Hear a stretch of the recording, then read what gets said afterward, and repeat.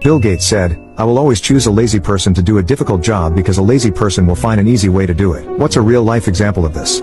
1. An engineer spent hours developing a program so they could start the coffee pot from their desk and not have to wait for coffee when arriving in the break room. 2. Every year in the Canadian winter, power lines would fail due to the weight of the snow. It took many days to build up enough to break a line, so they employed a team to walk the routes and shake the poles to loosen the snow. One day they saw a bear shaking the poles and realized that if they could get the bear to do it, they wouldn't need to walk the route. So they gave one guy a bucket of honey and he'd walk the route painting the sides of the poles with honey to attract the bears. It worked for a few more years, but this still takes a lot of time to do. So then they had the idea of flying a helicopter along the route with a trained sniper with honey paintballs that he'd shoot the poles with. On its maiden flight, the helicopter passed the lines and the downdraft blew away all of the snow.